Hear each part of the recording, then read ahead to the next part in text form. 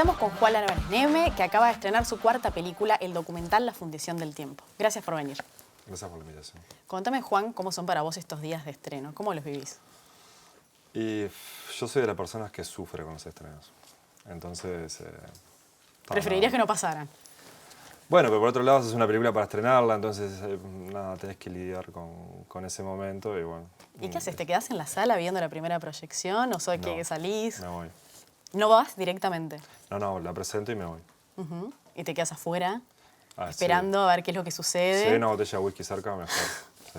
Así que sos de lo que después no vuelven a ver sus películas, ¿o sí? Casi nunca, muy poco. ¿Cómo dirías que es tu relación con el cine que has hecho? No, bueno, lo que pasa que en realidad cuando te dedicas al cine completamente, las películas comienzan a ser tu historia, entonces de alguna manera también el estrenarlas significa soltarles la mano. Sí, cerrar un como, ciclo. claro, hay un vínculo, de repente se pasa una analogía con la paternidad, ¿no? Ya están grandes, uno las deja salir y que bueno, y que vivan. Entonces, bueno, sí, a veces vuelven, pero nada, las vas guardando ahí como parte de tu historia. ¿Qué tipo de hijo es La Fundición del Tiempo? Siguiendo con la analogía. Bueno, es un hijo un poco rebelde, pero nada, al que le tengo como mucho cariño. Creo que es de mis películas la que más me gusta. ¿Ah, sí? Y, parece ser como la más personal, de alguna manera. Quizás por la eso, forma en que está fotografiada. Sí, bueno, la película también corre algunos riesgos que tienen que ver con riesgos que yo corrí como realizador. Entonces... ¿Por ejemplo? Bueno, el tipo de historia, su estructura, tratar de vincular como dos películas muy diferentes y que sea una sola. No, hubo como un ejercicio ahí un poco de liberación. De desprenderse de lo que espera el público, Sí, yo nunca tuve como ese problema. A mí no... Es algo que apenas empecé me di cuenta de que en realidad tenía que tratar de hacer las películas que quería y no... El público es muy variado, digamos, y creo que hay público para todas las películas. Las películas buenas, las malas, películas cortas, largas, cine de autor, cine comercial. Bueno, pero entonces, vos sos productor también. En algún momento, cuando haces otros proyectos ajenos, te haces esa pregunta, ¿no? De definir... No. ¿No? No. Ah, sos el productor ideal, entonces. Bueno, para los realizadores para los realizadores, sí. Sí, como productor no sé, pero no. En realidad produzco películas de la misma forma que las hago. Y es un poco también una elección de un modo de vida y de una forma de hacer las cosas. Y cada vez creemos más que en realidad hay que tratar de hacer cine con libertad y que esa libertad sea absoluta. Hablábamos de lo difícil que es explicar este argumento en pocas palabras. Sí. ¿Cómo se lo explicarías a un espectador? ¿De qué se trata La Fundición del Tiempo? Bueno, me costó mucho tratar de llegar a una síntesis. Una síntesis, una sinopsis. Porque para mí la película tiene como muchos niveles, pero un titular es como un ensayo poético sobre la destrucción del mundo, ¿no?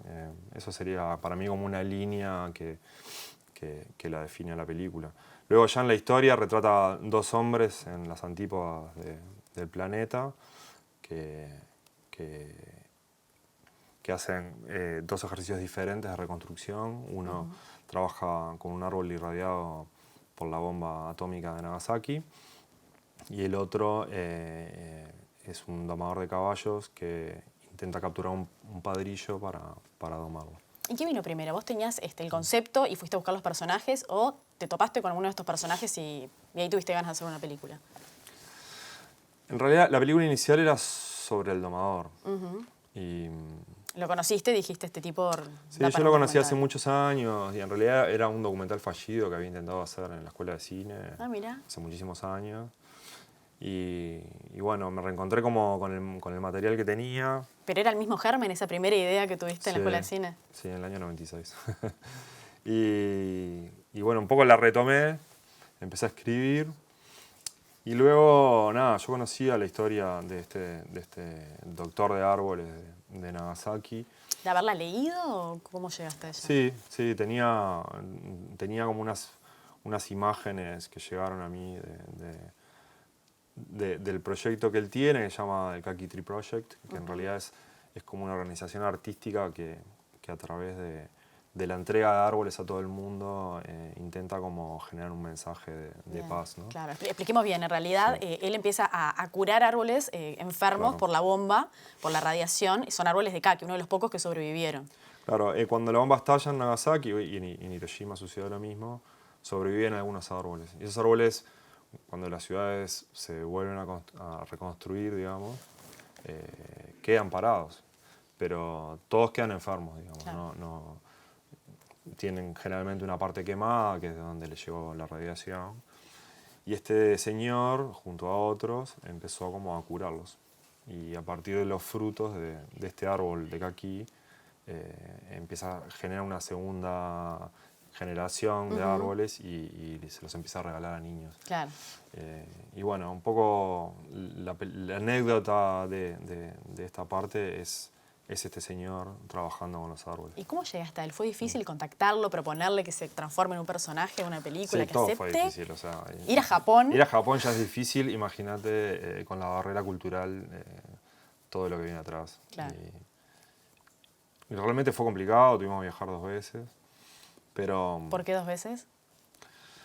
bueno, porque la primera vez fuimos y no pudimos filmarlo. En realidad íbamos a filmarlo 5 días y nos dio medio día. ¿Él te dio medio día de tiempo? Claro. Un personaje sí. estricto. Pero en realidad después me di cuenta que era un problema de traducción. ¿Sabes qué te iba a preguntar? ¿Cómo te entendías con él? No, bueno, tenía una traductora pero que era mala. Entonces, Claro. nada, entre esos problemas Claro. pasó eso. Entonces terminamos vagando un poco por Nagasaki casi 14 días, intentando capturar, digamos, esa violencia resiliente que había como en el lugar, ¿no? Ya, desde un sentido metafórico, intentar filmar algo que no está, pero que se siente. Bien. Vamos a ver el tráiler y ahora volvemos. Okay.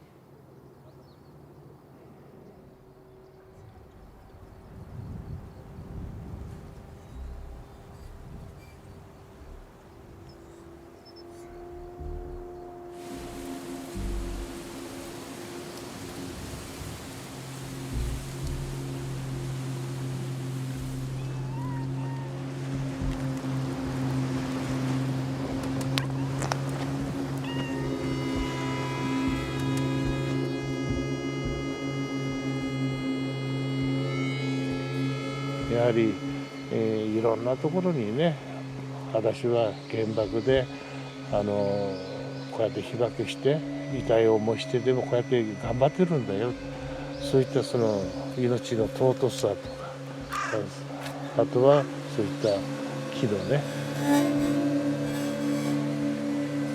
やはりその生命力とかいろんなものをね持ち合わせた。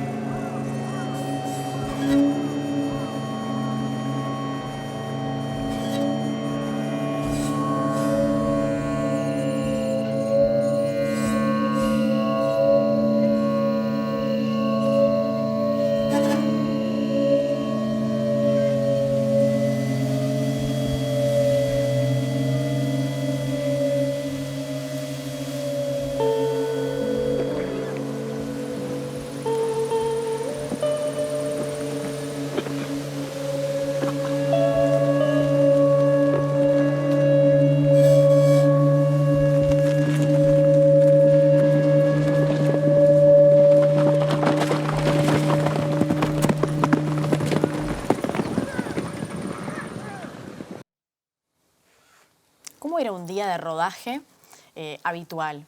¿Vos haces alguna puesta en escena o esperás que las cosas sucedan? Varía un poco, depende de la parte de la película. Los lugares donde filmamos, en general, los terminamos como eligiendo, ¿no? Para que los personajes, para que las cosas sucedieran Claro, que allí. sucedieran ahí. Bien. Claro. Y bueno, y la doma del caballo, nada, no fue difícil filmarla, pero era algo que sucedía una sola vez. Nosotros además estábamos filmando 16 milímetros, entonces nada, había que tomar como muchas decisiones intuitivas de cuándo filmar y cuándo no. En un proceso que dura alrededor de 4 horas, nada, yo tenía 40 minutos para filmar nada más. Claro. Entonces, en la otra parte, ya en Japón, nada, teníamos más material y podíamos como trabajar un poco más tranquilos, ¿no? Estábamos charlando de cómo fue trabajar con este personaje que habla una lengua que vos desconocés y con un traductor mediante que a veces no es exacto lo que traduce, no tiene la misma sensibilidad de ustedes. ¿Cómo fue para vos descubrir luego lo que él te dijo? ¿Llegaste a Montevideo y No, y ahí bueno, recién... nosotros terminamos traduciendo lo que él nos había dicho ahí en Nagasaki. Pero nada, mientras estaba filmando no sabía qué estaba diciendo. Lo decía de una manera muy linda y a mí me encantaba, pero en realidad no tenía ni idea. Y nada, resultó que su relato era fantástico. ¿Cómo era el equipo de rodaje? ¿Vos solo? Bueno, en Japón filmamos con Daniel Jafalián y yo solos. Y luego acá en Uruguay ya éramos 5. Pero vos siempre te hiciste cargo de la fotografía. Sí. O sea, la cámara que vemos es una Sí. sola y la manejaste vos. Sí. ¿Siempre haces eso en tus películas? Casi siempre. Sí, ¿Por qué? Salvo algunas excepciones. Por ejemplo, Mechoso acá hizo cámara en una de mis películas. No sé, para mí es como una cuestión un poco orgánica. Yo también hice cámara muchos años Claro. y quizás es un defecto o una virtud, depende de la situación, ¿no? A veces sentís que es una virtud y a veces que es un defecto. Sí, pero es cierto que también para mí es como ya es natural, entonces no tengo que explicarle a alguien lo que necesito y realmente nada, es como una continuación de la idea, ¿no? La imagen. Y bueno, en ese sentido me siento cómodo también. Bueno, tu primer acercamiento al cine fue a través de la fotografía. Vos me contaste alguna vez que llegaste Sí. por un aviso en el diario Sí, a Cinemateca. a Cinemateca, que no habías pensado en realidad en ser cineasta, querías ser fotógrafo. Yo quería ser fotógrafo y bueno, y vi ese aviso y me anoté en la escuela de cine. Y cuando terminé el primer año, Beatriz Flores Silva me dijo, tenés que seguir fotografía. Y bueno, la escuchaste. Y yo no la escuché porque en realidad me di cuenta que nada, quería hacer dirección y filmar películas. Y bueno, hice como todo un paquete. Hago las dos cosas. Bien. ¿Vos dirías que esta es otra película, o sea, si hay una temática que atraviesa tu cine, es como la reconstrucción de la memoria? Sobre cómo uno va reconstruyendo un relato. Estamos hablando otra vez de la bomba atómica, ¿no? O sea, en realidad es como es otra reconstrucción sobre un discurso que hemos escuchado muchísimas veces. Sí, a mí me interesa mucho la idea de reconstrucción. O sea, creo que se repite en algunas de mis películas. Es como una acción como bien interesante, porque bueno, uno lidia con cosas del pasado y exige como una interpretación también, ¿no? Y eso a mí me resulta como bien interesante. No sé, no lo tengo como muy cavilado, digamos, pero sí, pero es cierto que hay un interés particular como en esa idea. Bien. Y hay un tono contemplativo también en tu cine, desde cómo vos te parás a observar. ¿Es algo, por qué elegís esa puesta de cámara? ¿Es algo ético? ¿Es algo estético? Lo que pasa, bueno, no sé, en particular en el documental, yo siento que el documental es el cine que más te define como persona, ¿no? Entonces, también cuando vas filmando mucho documental, en cierto momento, dónde poner la cámara, cómo filmar, es cómo te parás vos, o sea, siento que soy yo y para mí es como un gesto natural, entonces, honestamente no pienso mucho. En base a mi vínculo con lo que estoy filmando, encuentro rápidamente cómo hacerlo. ¿Ah, sí? Entonces, nada, para mí es algo natural y también, digo, como yo termino montando las películas y todo. Bien, hay era la como- siguiente pregunta. Claro, hay, Otra virtud barra sí. defecto, que siempre Ahí está, terminas virtud montando. barra defecto, exactamente. Nada, yo sé que en general el cine no se suele hacer como más grupalmente. En equipo. En equipo. Esa frase hecha de que esto es en equipo.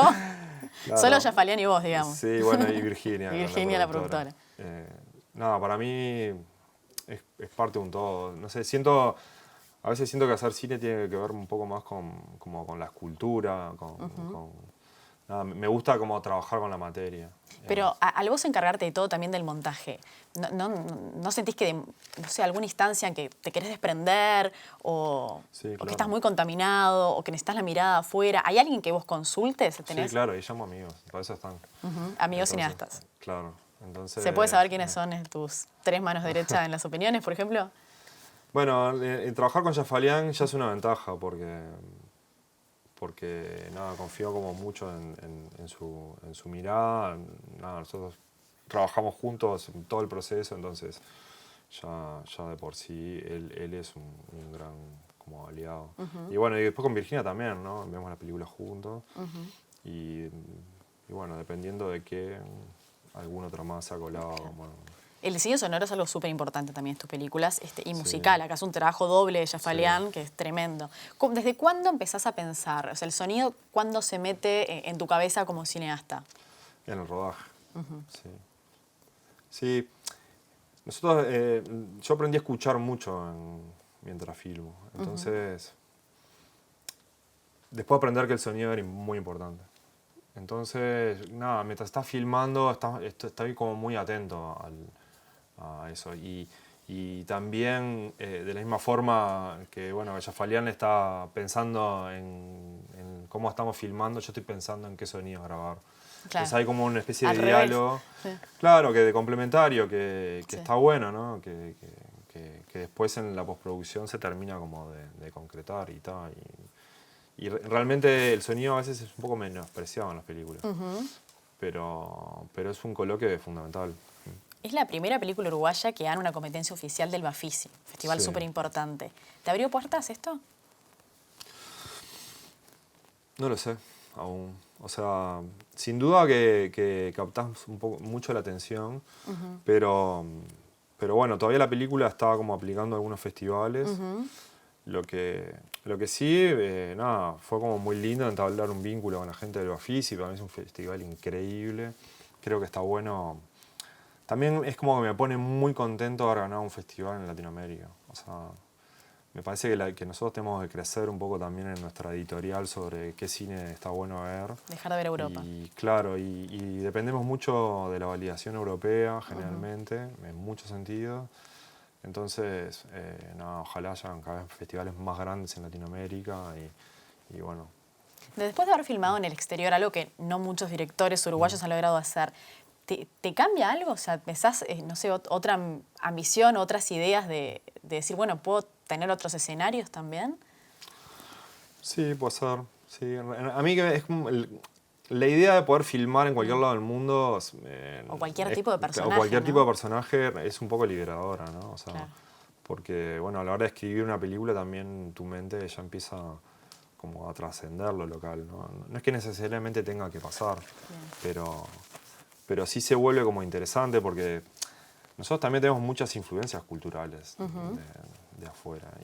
Y nada, mi generación es una generación que culturalmente está definida por el mainstream nada, europeo, inglés, americano. Entonces, también nada, es algo interesante como a revisar, ¿no? Atender un poco todas esas referencias culturales y ver qué haces con ellas, ¿no? Bien. Bueno, Juan, muchas gracias por venir. Éxitos con la película. Te veremos con otro proyecto.